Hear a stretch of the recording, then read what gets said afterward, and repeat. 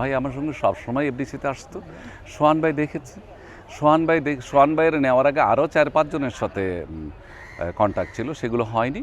পরবর্তীতে সোহান ভাইয়ের সাথে কন্ট্যাক্ট করেছি, তারপরে এফআই মানিক ভাইয়ের সাথে, জি সরকারের সাথে, রফিক ভাই, জিনুকমালার রফিক ভাইয়ের ছবিতে কন্ট্যাক্ট করেছিলাম। সবাই তো ভালোবাসা চায়, তো একসাথে 2টা ছবি স্টার্ট হয়েছে।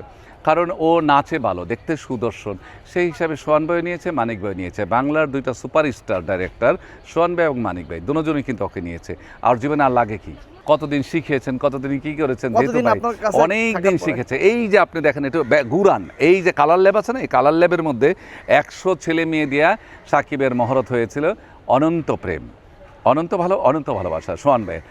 100 ছেলে মেয়ে দিয়ে, মাইকেল জ্যাকসনের গান দিয়ে, 6টা মন্ত্রী দিয়ে সাকিবের ছবি এখানে মহরত করেছি। তো সেই সাকিব আসছে আলো জলমলে এবং বিখ্যাত ডাইরেক্টরের হাত ধরে আলো জলমল করে এবং গর্জেসভাবে মহরত করে আসছে রাজার মতো, এখন আছে রাজার মতো, ছিল রাজার মতো। আমিও যখন, আমার কাছেও যখন আমার ভাই ছিল, তখনও ছিল রাজার মতো। মাঝখানটা কে কি কথা বলে না কথা বলে আমার কিচ্ছু আসে না। আচ্ছা, শাকিব খানের অনন্ত ভালোবাসা সিনেমাটাই প্রথম, এবং সেই শাকিব খানের অনন্ত ভালোবাসা সিনেমা আপনি তো ওনাকে সুযোগ করে দিয়েছিলেন। তো আসলে এই সুযোগটার সময় আসলে কিভাবে আপনি তাকে মানে পরিচালক যে ছিল বা প্রযোজকের কাছে কিভাবে নিয়ে কি বলেছিলেন, যদি একটু সংক্ষেপে আমাদেরকে বলতেন। আসলে আপনি শাকিব খানকে তৈরি করেছেন, আরেকটা শাকিব খান কেন তৈরি হচ্ছে না ইন্ডাস্ট্রিতে? শাকিব খান কেন তৈরি হচ্ছে না সেটা আপনারা বলতে পারেন, দর্শক বলতে পারবে, ডাইরেক্টর বলতে পারবে। শাকিব খানকে ধরার জন্য শাকিব খানের মতো ওরকম সুদর্শন হইতে হবে, শাকিব খানের মতো নাচতে হইতে হবে। শাকিব খান ফাইট জানে ভালো, নাচে ভালো, অভিনয় করে ভালো, দেখতে সুদর্শন। তো শাকিবই তো শাকিব হবে। শাকিবকে ধরার জন্য তো হাজার হাজার শয়ে লোক আসছে যাচ্ছে এবং অনেক ছবিও রিলিজ হচ্ছে। তো শাকিব খান হচ্ছে না কেন? শাকিব খানকে তৈরি করার জন্য ডাইরেক্টর প্রডিউসাররা চেষ্টা করলে হয়ে যায়, হবে না কেন? কিন্তু অনেকেই বলে স্যার যে একজন আজিজ রেজা না থাকলে আসলে শাকিব খান হতো না। তো আজিজ রেজা শাকিব খান হতো না, সেইটা হলো আলাদা ব্যাপার। আমি আমার ভাইকে তৈরি করার জন্য আমি জানি যে চলচ্চিত্রে কি দরকার। চলচ্চিত্রের দরকার সর্বপ্রথম নাচ, তারপরে ফাইট, তারপরে অভিনয়, তারপর বডি, তারপরে তার সৌন্দর্য। এইটা করার জন্য, একটা হিরো তৈরি করার জন্য যা দরকার ছিল আমি সব করে ইন্ডাস্ট্রিতে এনেছি। আয়না ছেড়ে দিছি তা না, কিন্তু অনেকেই বলে যে শাকিব খানের যে ডেডিকেশন, চেষ্টা, পরিশ্রম, উপরে ওঠার প্রেরণা, এইটাই শাকিব খান অনেক বড় করেছে।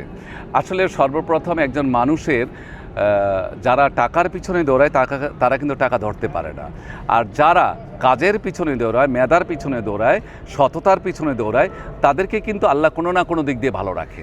তো সাকিবের যে মেধা, সাকিবের যে চেষ্টা, সাকিবের যে ধৈর্য, সাকিবের যে সাধনা, এরকম কারো মধ্যে নেই। যার জন্য ও সাকিব যেভাবে পুড়ে জ্বলে অঙ্গার হয়ে আজকে এই জায়গায় এসেছে। আপনারা আগে পুড়েন, আগে জ্বলেন, আগে ওরকম জায়গায় তৈরি করেন, তারপরে সাকিবের সঙ্গে তুলনা করেন। আপনারা সাকিবের সাথে তুলনা করেন, সাকিব কেউ হতে পারবে না।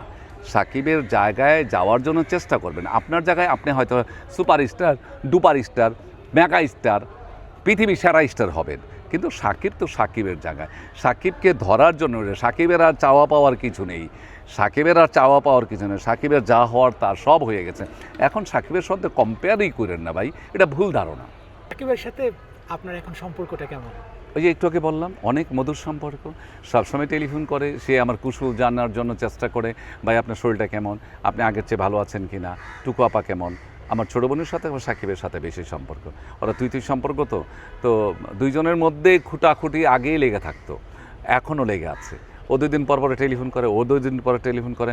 আমার ছোটো বোনে আবার ওরা টেলিফোন করে অনেক কিছুই বলে, কিরে কিছু পাঠাইলি না, বাইরে গেলি, বাইরে তেনে কিছু দিলি না, তো কয় বুবু আসার সময় নিয়ে আসুন, ও আবার বুবু বলে।